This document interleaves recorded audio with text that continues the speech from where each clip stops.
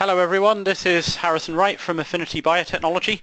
Welcome to How to Drive World-Class Results Through Superior Employee Engagement. I'm here today with Mark Hozza. Thanks all of you for coming. It's great seeing you all here. There's quite a few people here today actually from the West Coast US, and I know it's really quite early for you, so really appreciate you making the extra effort to be here today. So just before we get started, I'd like to say a brief word first of all for our sponsors, the Association of Commercial Professionals Life Sciences, or ACPLS for short. If you're not familiar with the ACPLS, they're an industry association built exclusively to serve people just like you, professionals who sell and market to life scientists. And on top of that, they're a great bunch of people as well. They're busy executives who do this on an all-volunteer basis and put a lot of hard work into this every year. So if you'd like your own space to get together, rather than borrowing the scientist limelight at every conference, check out www.acp-ls.org.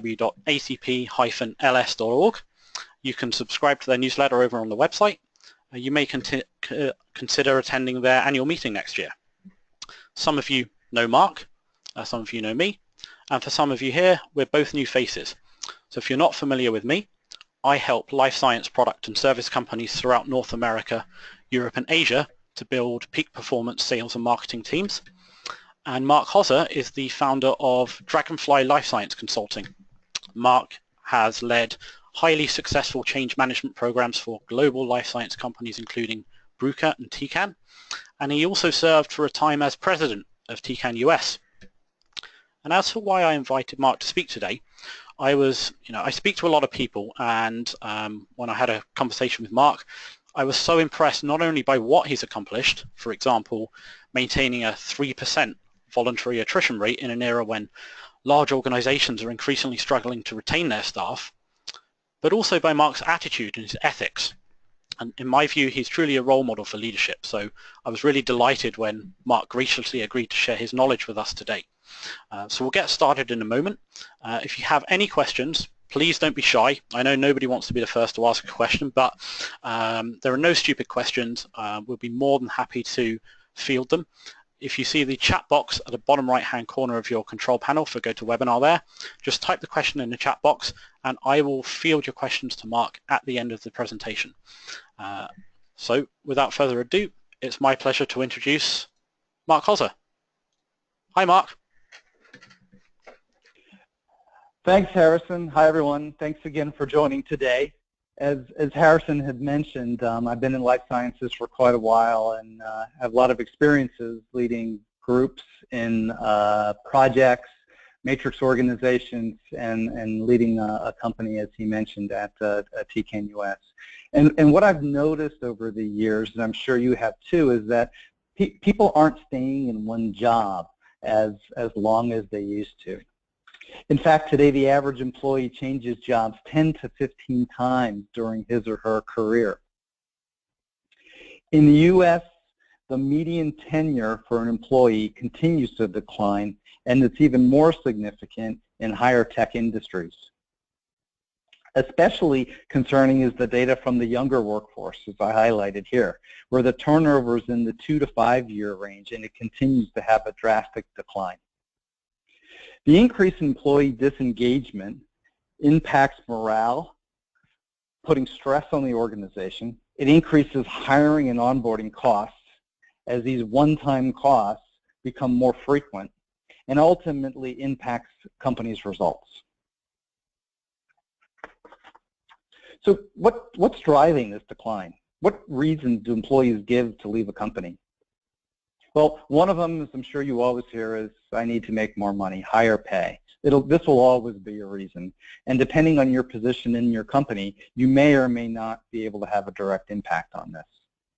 Another is relocation. Sometimes employees need to leave a job because their spouse or partner was transferred to another geographic location, or maybe they just want to live somewhere else for personal reasons. Maybe they want to move into a city, or they want to move out of a city because their family is now growing and they want to move to a different place.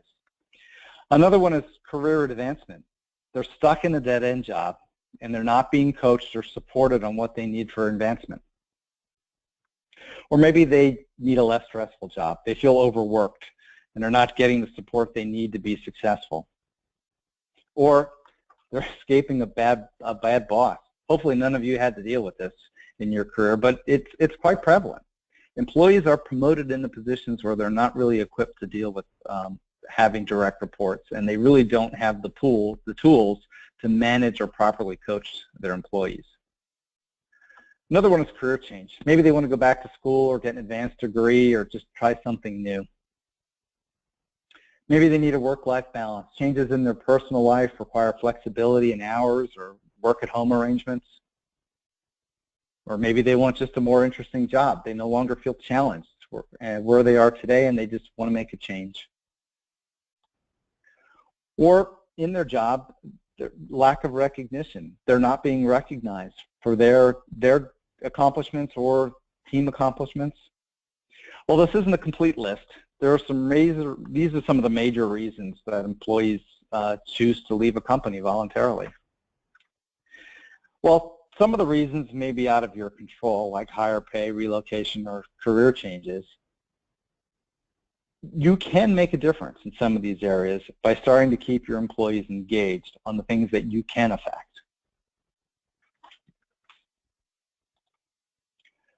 Over the years, I found that if you keep your employees or team engaged, you can keep them longer and your chance of success increases.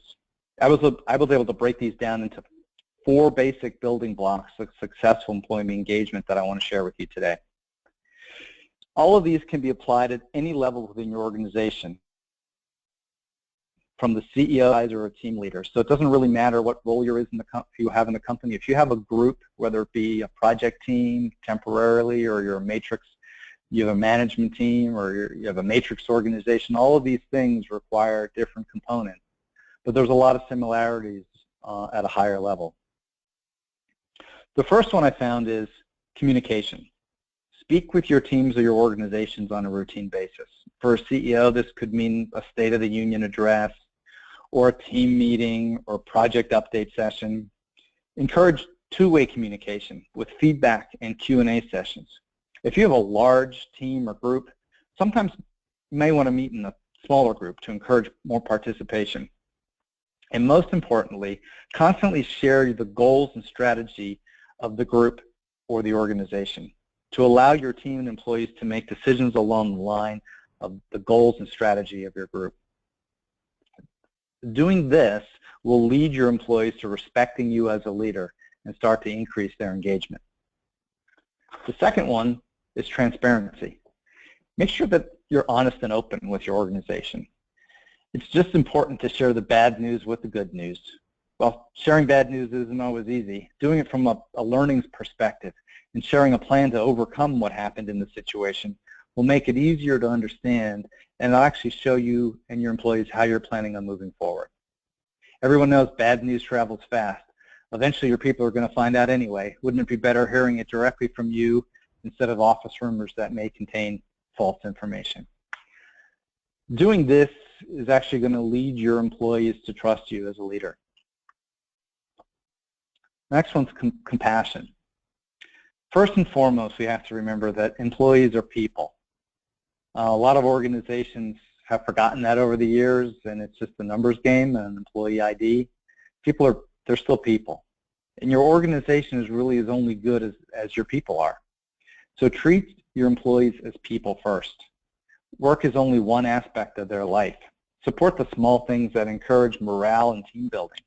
Maybe it's an office event, a cookout. Maybe in your community you have intramural teams that you can get started. Create an environment so that your employees enjoy coming to work. This is going to create loyalty in your employees and more engagement. And finally, provide motivation. Celebrate small milestones, both individually and team-based ones. By breaking the goals of whatever you have to accomplish into smaller pieces, employees can easily see the progress of the final goal, and they don't tend to get discouraged and be unproductive because the goal seems too far out of reach. Your employees will reward you with the results that you need. So from your 4 actions of communication, transparency, compassion, motivation, you'll drive the 4 reactions from your employees: respect, trust, loyalty, and deliver results. That will create employee engagement and success within your organization. Okay, so it sounds easy, right? But in order to drive those components of the engagement, you also need to understand who your employees are to be able to deliver those results. This means understanding the characteristics that drive your employees to that engagement. These are the demographics, the culture, the functional roles, and the motivators of your team members or organization. We're only going to touch on this briefly today, since this can be another whole webinar in itself to get into this. And there's a lot of good books and references online that deal with this in a lot more detail than I can ever cover today. But let's just take a brief look at each one of these individually. For the demographic, what we mean there is understand the difference in what baby boomers, Gen Xers, and millennials find important within your organization and drive your responses appropriately. This will show that you understand the needs of all of your employees and not just one group over another. Culture. Know the cultural differences within your organization. It's important when working with global matrix organizations or teams. This may include things like understanding the language barriers. The work ethics might be slightly different in different cultures. Email etiquette I found to be slightly different in different European countries of what's required. In the US, we tend to be very direct, and that's not usually how emails are written in Switzerland, for example. There's just a few things there. The other one is the functional role. Each role within an organization brings its own needs and requirements. So, for example, it might mean the difference between an in-house part of your organization and your field positions. The needs of all these groups must be taken into account, which means having different ways to handle these groups, and it might be communication or engagement, things like that you have the in-house people versus the people that are out in the field and aren't in the office every day interfacing with your group. Motivators is another one. Finally, dealing with the individual level, personal motivation plays a role in your engagement, and that might understanding what motivates an individual within your team or group. You know, are they ego-based or money, or they just want to be a people pleaser? They're there. They just are excited when they can help somebody. So, in understanding these, that's going to help you drive the other four things. So let's get started with an example, okay? So I'm going to show you how each of the building blocks of engagement and which of the characteristics were important in this case study. So a few years back, I was tasked with leading a global CRM project with multi-year deliverables. It was quite a large project. It was already running for about a year, and it was behind schedule and over budget. The team consisted of about 8 people from different functions, IT, sales, marketing, and from both the United States and from Europe.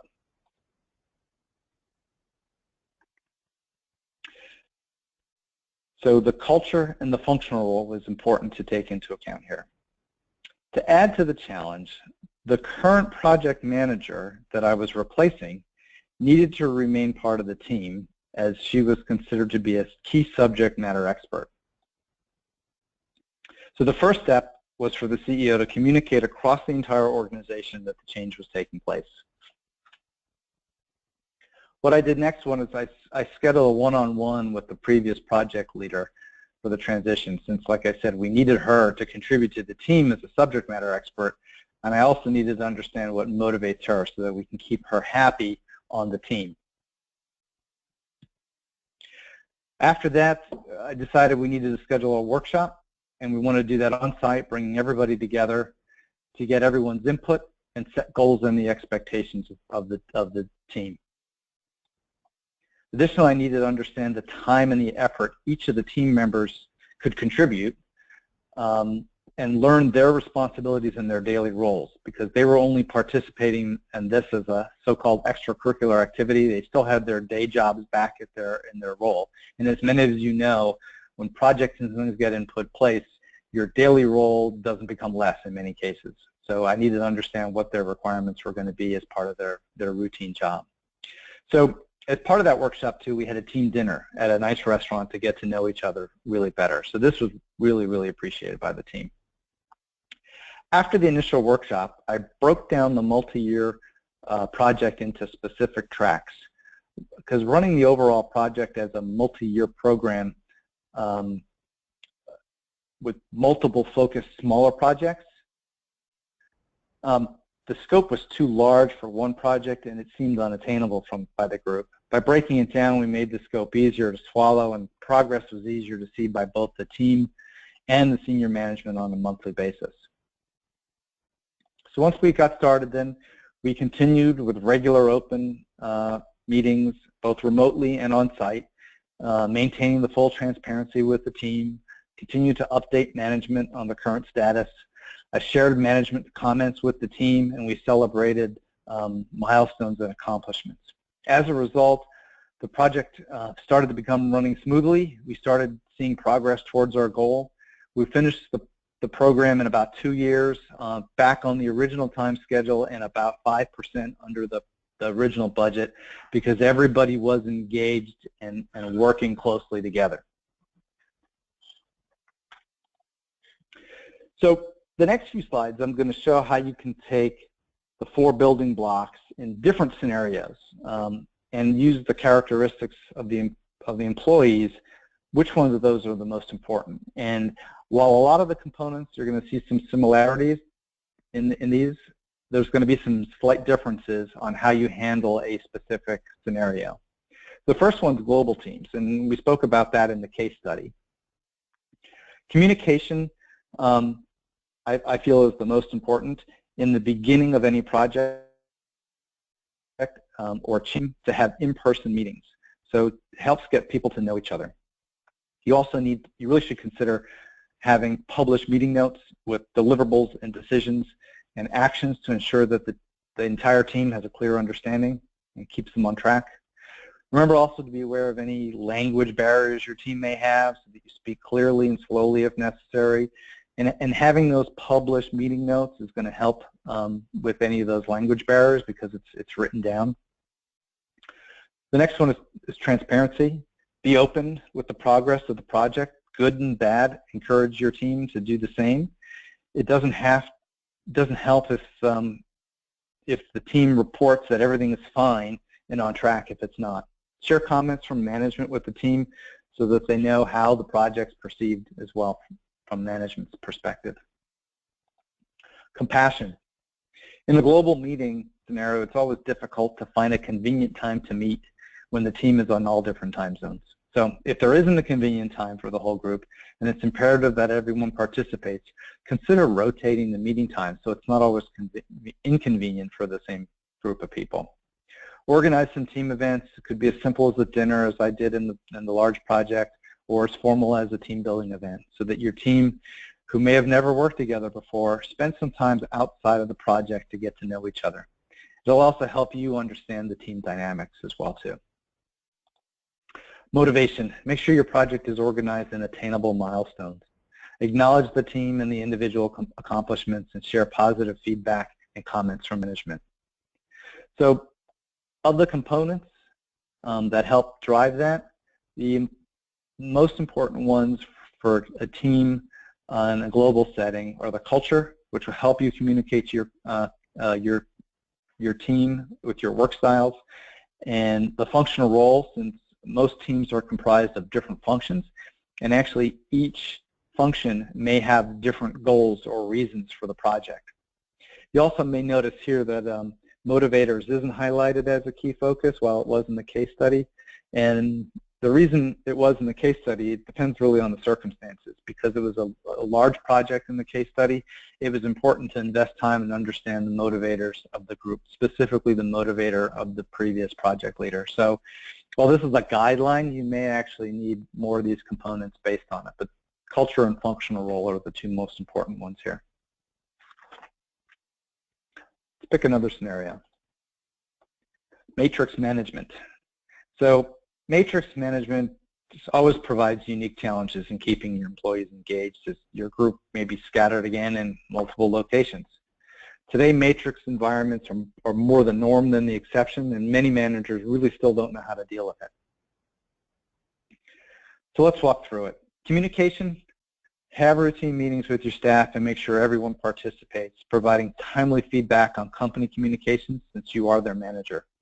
Also make sure that you provide a clear vision and strategy so that your group can stay on track with the company goal even when you're not right in front of them. This allows you to empower them. They know the direction you want to go. This allows you to empower them on their own to meet the same goals. Transparency. Since your employees are coming again from different areas, encourage them to bring outside ideas and share synergies and requirements. They have a lot of experience from the roles in which they're coming together to be part of this matrix that you're managing. Take advantage of that. Make sure that you share both the good and the bad news with the proper plans and resolutions to those bad news scenarios. Compassion. Since it's a matrix organization, your employees have commitments from other areas as well that may create challenges on prioritization. Make sure that you understand each employee's other job requirements so that you can work out conflicts with the other manager if necessary. And because you gave your employees a clear vision and strategy, empower them to take actions based on that strategy, as I said before. Motivation. Coach your employees playing off their motivators for personal development. Show them their long-term role in the company. Don't wait for the yearly review. It may be too late. And celebrate accomplishments. The important aspects in the drivers here for matrix management are the demographic group, the different cultural requirements, and the motivators. Since you're one of their managers, you're responsible for their performance and development as well. And to be honest, if you do this better as a manager, they are most likely to align with you and go the extra mile when you need it, since you're supporting them and their career. Let's pick another one. Change management. Change management is also a challenge for a lot of companies, as I've seen. It might be understood usually at the senior level, but it's really not well communicated so that the employees can understand really what's going on, and many times they get distracted by not having a clear picture of that change. Effective change management is a process. It's not a single action. So again, communication, clear and frequent communication is key. A single email from senior management isn't effective. It's only the start of the process. Transparency, maintain clear and frequent communication during the time. Share the details of the change. Be prepared and accessible to answer any questions. Compassion. Take time to understand the pulse of the organization. Don't rely on what you think it is. Just because the change makes sense on paper doesn't mean everyone is on board. And this is really important. I think a lot of people, and especially in upper management, think that they know what their people are thinking, but they haven't taken the time to really ask them. And a lot of times, the way they try to ask them is they put a SurveyMonkey survey together and think they know what's going on with the organization. And a lot of times, if you're an employee taking a survey like that, and these are quite prevalent in your organization, people don't take them seriously. Really, you have to get out there and really meet with people to really understand what's going on. Motivation. Identify your champions that can help you spread and implement the change successfully. And those are the people that are on board really, really early in the change management. And you could use them to your advantage by spreading the word because they're so excited and so behind it. But even more importantly is identify those that are resistant to change and work closely with them so that you prevent the negative feelings about the change populating through your organization as well too. That way you can maintain your employee morale. So the key employee components in this case are the demographic. The different age groups will have different concerns depending on the nature of the change, and cultural styles will require different kinds of communication as well too. Let's go dig deeper into a type of change management that comes up with mergers and acquisitions. Also another difficult time at an organization.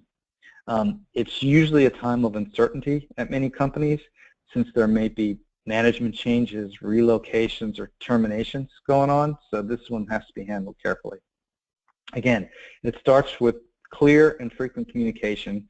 Share the vision of what the combined company will be and why the merger or the acquisition took place, so people understand why the company is going in this direction.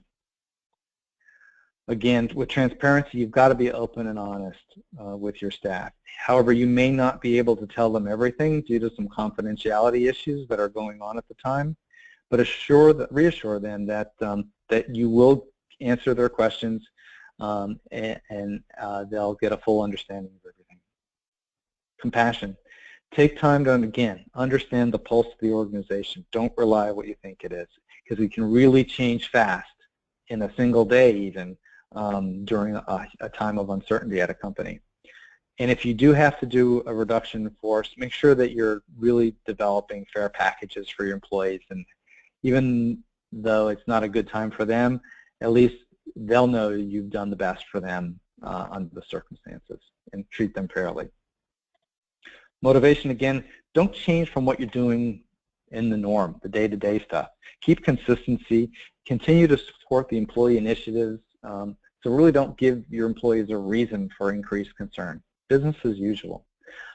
You can even assemble integration teams with all the functions from the different organizations so that you can have a smooth transition and the organizations get to know each other and start working together as one company quickly.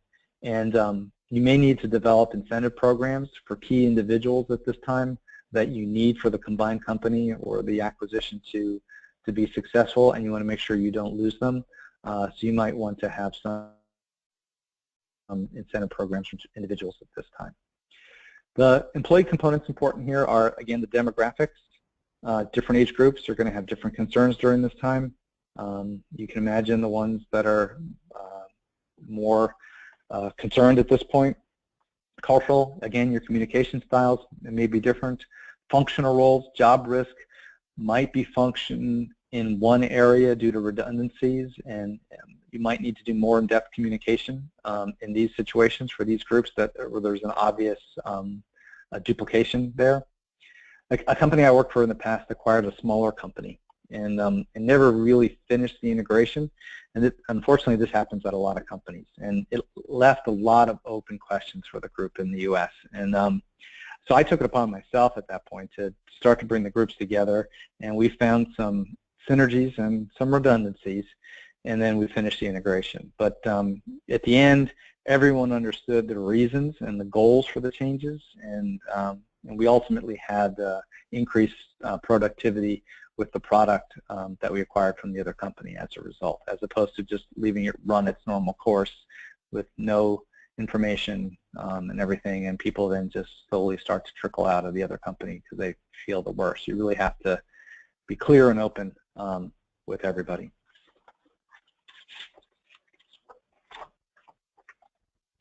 So the final one I want to go through is general management, and this is like the end-all be-all. This is like the biggest one. How do you deal when you're in a bigger position within a company? As a leader of an organization, division, or site, it's your responsibility to deliver results. But remember, like I said earlier, you're only as good as your people, and you need to keep them engaged to be able to deliver the results that you need. Communication, again, make sure that you communicate a clear vision and mission across your organization so that each employee understands how their decisions and actions affect the overall company. Also make sure your messages are consistent and encourage two-way communication to get accurate feedback from your group. Be open and honest with your communication and your actions you take. Be visible to your employees, and I can't stress this one more enough in your organization. Don't be a kind of manager who is only seen sitting in their office. Take time, walk around your organization if you can, and if it's multiple sites that you're responsible for, make sure you're out there visiting, and stopping and talking to people, so that you become across as approachable, and that you can really get the pulse of what's going on within the organization. You're seen as there and engaged as well too. Compassion, again, treat your employees as people first. Small gestures, like I mentioned earlier, such as a cookout or sponsoring a local team event, mean a lot to your people. Your efforts are going to come back multiple-fold as a result of this. Make them enjoy coming to work. Motivation. Use a SMART goal strategy. For those of you who aren't familiar with SMART goals, that means simple, measurable, attainable, relevant, and time-based. And celebrate accomplishments on both individual and company successes. At the most intense level of engagement, all of the people components are going to be needed because they need to be considered by you, and they also need to be considered by your direct staff of their leader as well. So you need to understand the demographics, the culture, the functional roles, and the motivators, specifically the motivators of your direct reports as you're higher up in your company.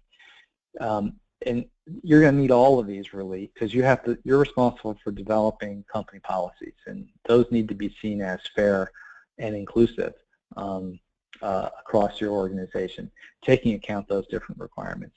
And you'll need to develop and coach your staff as well too. So you need to know those things as well.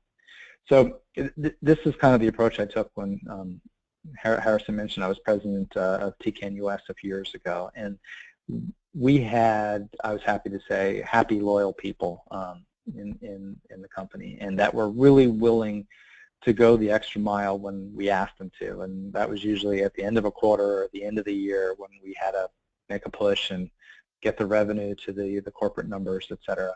And really we didn't get any pushback or questions asked. We had people staying late on New Year's Eve so orders could be entered. So during this time when I was there, we had experienced less than 3% voluntary employee turnover, and I was happy to say we had a great company culture there, and I think people really enjoyed working there as well. So with that, let me just summarize that I found that you can use these 4 building blocks of employee engagement for communication, transparency, compassion, and motivation, and these are going to lead your employees to respecting and trusting you as a leader. It'll make them happy and loyal and deliver the results you need and your organization desires. And to engage them successfully, you really need to know your employees to successfully implement those building blocks. You understand their needs from their demographics, their cultural back differences, the functional differences, and maybe what motivates them personally. The principles can be applied to, like I said, at any level within an organization, from the CEO to just a supervisor or a team leader.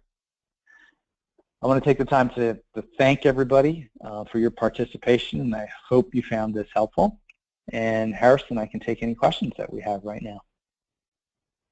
Thanks, Mark. I do have a few questions for you, actually. And incidentally, if anyone else has got any questions, as I said at the beginning, please don't be shy. Anything at all, feel free to ask. So first question for you, Mark. This one's from John. Hi, John. Mark, some really good information here. With so many different things, where would we start in implementation? Okay. Good question. Yeah. So I think if you had to look at all 4 of these and you were just getting started, start with communication. I think that's the first and foremost one, because transparency will come from your communication as you're talking. Your compassion will pull through that, and then the motivator one you can deal with as a result too. But start by opening up, and really whatever the scenario is that you're coming into, start with communication, open communication, two-way communication, and transparency. And if you have a team where you have managers underneath you, explain that to them and coach them that that's the expectations too, is that we're going to have an open organization with communication, and we're going to start there and go from that point forward. But I think communication is the best place to start. Oh, makes sense to me. Thanks, Mark. Hope that answers your question, John. Second question for you from Debbie. And Debbie asks, how long should it take to see results? Well, it's probably going to depend, right? So if you're running a small project, and a short-term project, you're going to need quicker results, and you're not going to get as deep into each of these individual components. Again, you'd probably start with communication and work around the wheel as well too with that. So if you're starting let's take project as an example. If you're starting a new project and you're just assembling the team, have that first meeting as a on-site meeting and bring everybody together, because in just doing that, that's going to show a lot of the aspects together, and you can get it done in a much shorter duration, and you can set the tone and the feeling for everything else right in the beginning. In contrast, if you're running a large organization, it's going to take you a little bit longer. You have more people to deal with, obviously, and you have layers of management that you're going to have to get your message through. So it's really going to depend on the engagement of the project at the two extremes there. Yeah, reasonable answer. Thanks, Mark. Hope that answers your question as well, Debbie. Interesting one from Jennifer, actually. Hi, Jennifer. Any tips on how to deal with the change-resistant employees? Yes. So again, I mentioned when you have change management, and it's important to know who your champions are, people who naturally are on board and are respected. Find the people that are respected, that people listen to, and start to feed them in a little bit more detail what your long-term message is going to be, so they can be your they can be going out there within your organization and spreading the word when you can't do it directly. It might be in the break room. It might be something like that. Someone might come up and have a question. And in many organizations, it takes all types of people to run an organization. Everybody can't be the same. It would make for a very boring organization. And different personalities have usually aligned to different roles within an organization. And some people don't like change because that's the nature of themselves, and it's actually probably the nature of the role they have within the company, for good reason. And with that, though, too, is you most likely can identify who those people are, or as words start coming through, you need to, even if it's you spending one-on-one time with them and saying, I understand. I'd really like to understand, what you're thinking about this, because when a lot of the times with people with negative information and don't like to change, the wall behind email is great. People love to type a lot of stuff, but if you actually go and approach them and find out, what are they really troubled with, it's a totally different situation you'll find in many cases, because they're not really, they like to do it behind that wall of email, or they like to stir things up by starting rumors and the chit chat and stuff like that. And you just really need to try to meet directly with them. Not that you want to force them into it, but you want to understand, you want to have the conversation with them, and you understand what their concerns are, because there might be something you learn from that and that you didn't think of, and that way you might be able to keep your pulse on your organization and understand maybe what your employees are feeling at that point. Yeah, no, what I take from that as well, Mark, is that with somebody who is change resistant by nature, unless you're actually taking the effort to hear them first, then there's little you can do to make them more comfortable on the back of that. Correct, right. Yeah, good thoughts, I think. Hope that helps, Jennifer. And something that comes to mind for me, Mark, is the number one reason people call me out of the blue. Sometimes I'll get a call, Harrison, please can you help me?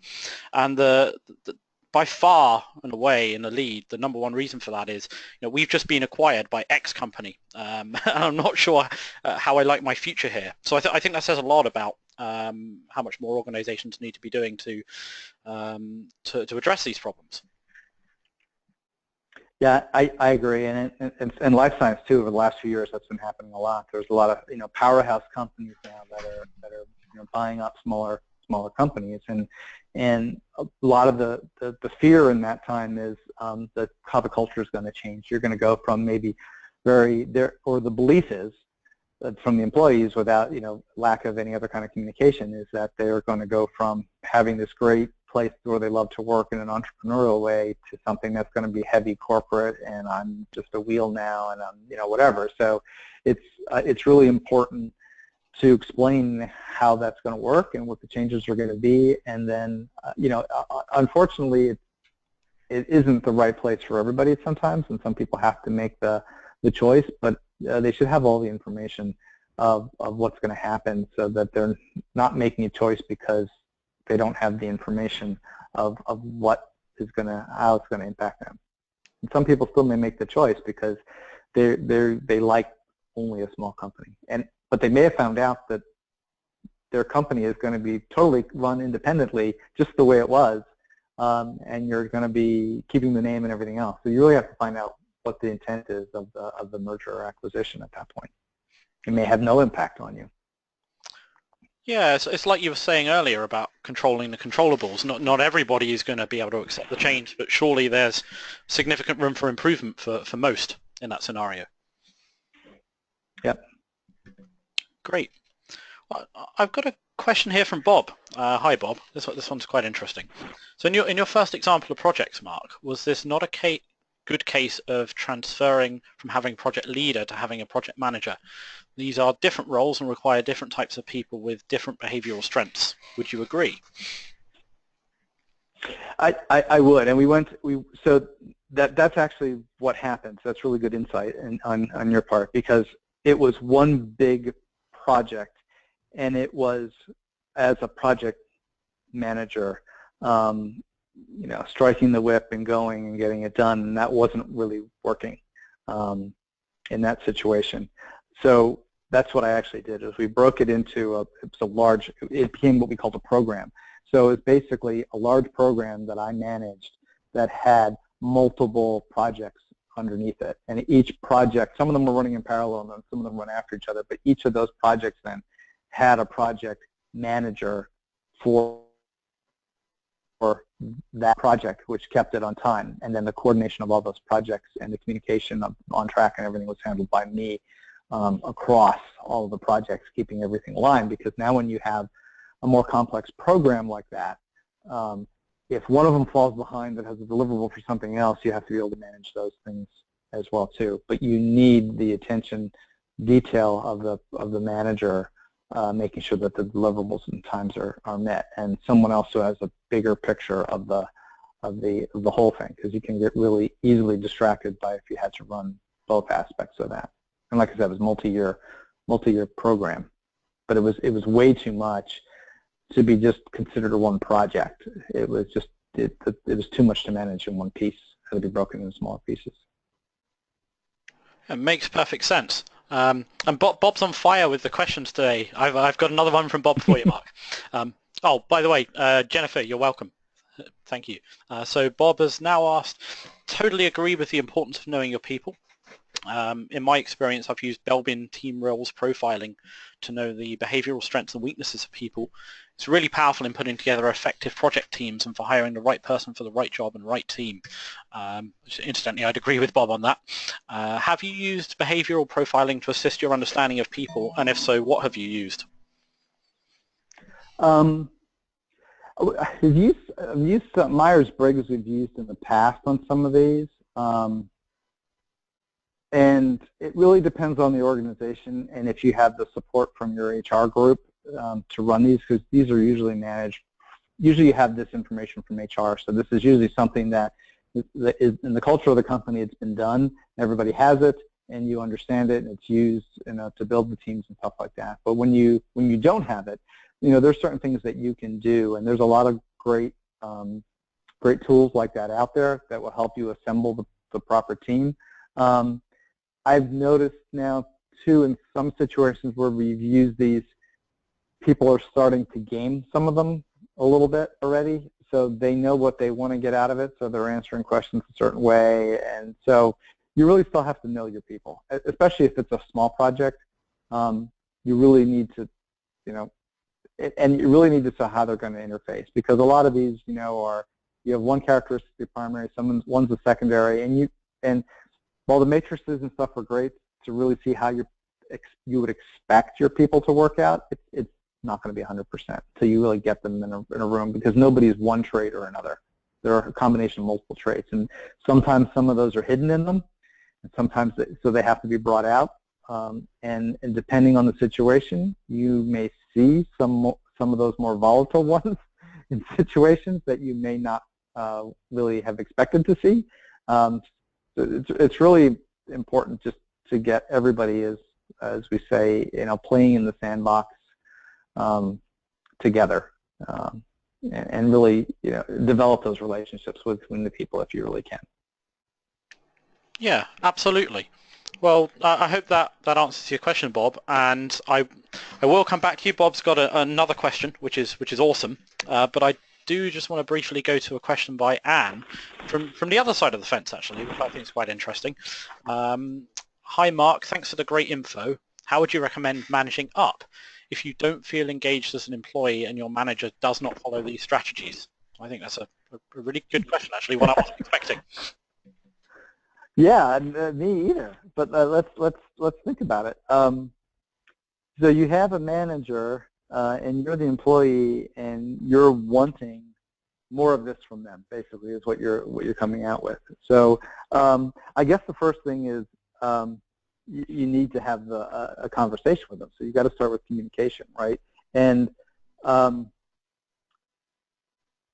I would think that probably the best way to approach this is well, maybe you're not if it's a difficult boss, but maybe you're only having your once-a-year meeting with them and you're not having routine meetings. So I suggest to have, if you're not already having them. You can't do this in one sitting because it won't work out.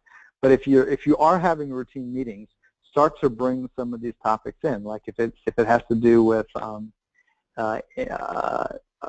your advancement or you want coaching, ask. Say, there's something along here. I'd really like to learn about this.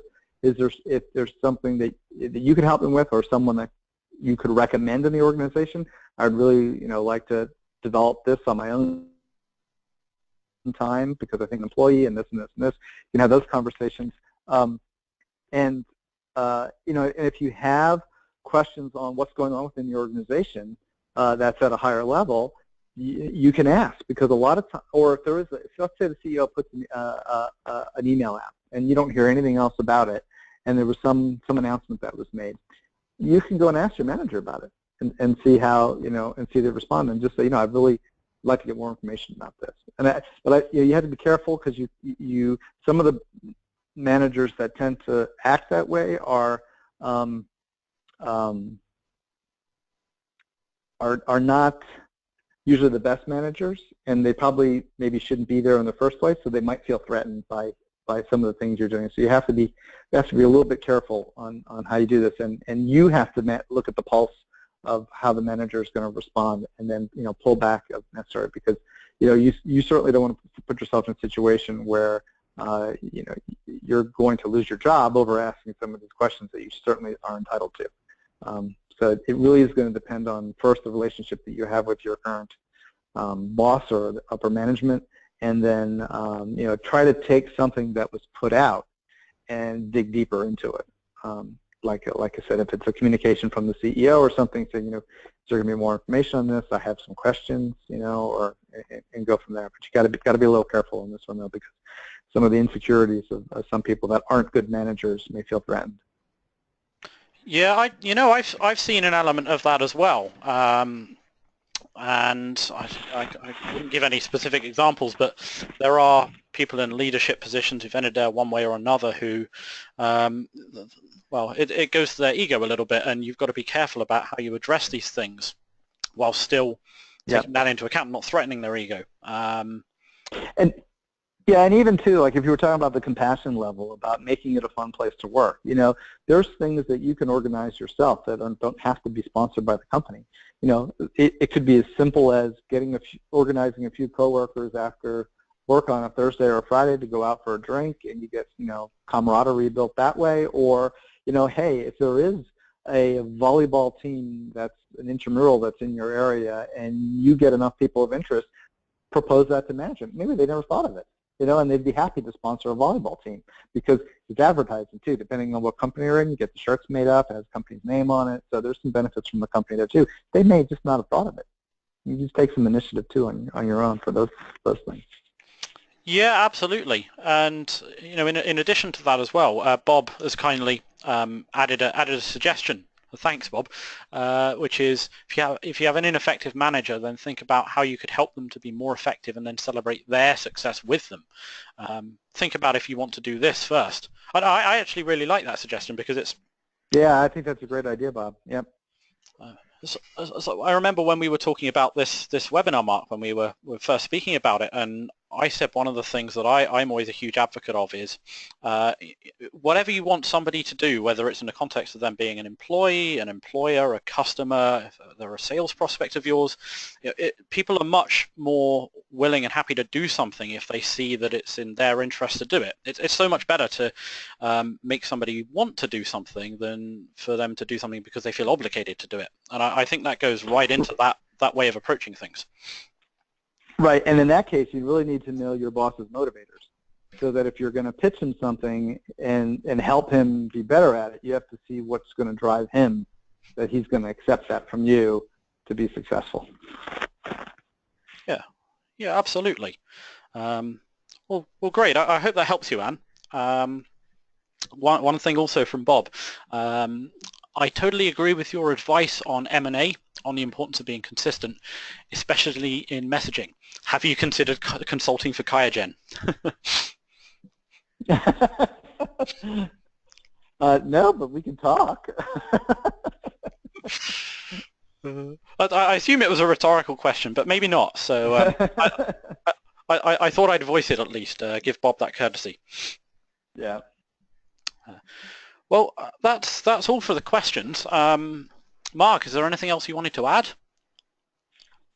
No, I just want to, again, thank everybody for their participation today, and hopefully, you were able to take some things away. And we had some great questions, and it's always great to get some discussion on the topic as well too. These are the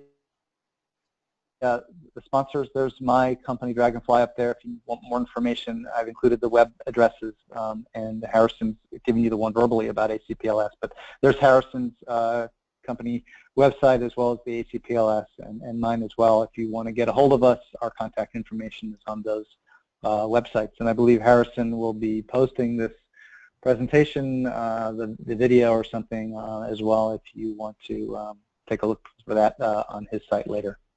Yeah, absolutely. So I'll be releasing the recording, which you'll all automatically receive from GoToWebinar tomorrow, or 24 hours after we started, or finished at least. And it'll also be available through the same registration page you signed up for the webinar for also. Bob's just asked if the slides will be available. I don't usually release the slides, but Mark, would you have any objection to distributing them? No, we can put those up on your site too. I can post them on my site as well too. We'll get those up in a few days probably afterwards. Yeah, perfect. Well, I'll drop you a note, Bob, when that's available.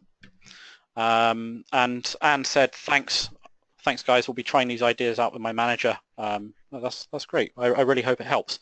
Well, from my side, thanks, Mark. I think it's been really good today, especially the Q&A. We had a really good back and forth. I enjoyed it a lot. Thanks. You're welcome. And as Mark said, if you'd like to hear more from Mark, his contact details are on the Dragonfly Life Science Consulting website up on the screen there. You've got my email address as well. If you've signed up for this, you'll be able to connect with Mark on LinkedIn. It's Mark Hozza or myself. It's been really great having you all here. Thanks again for coming. We're going to sign off now, and have a great rest of your week.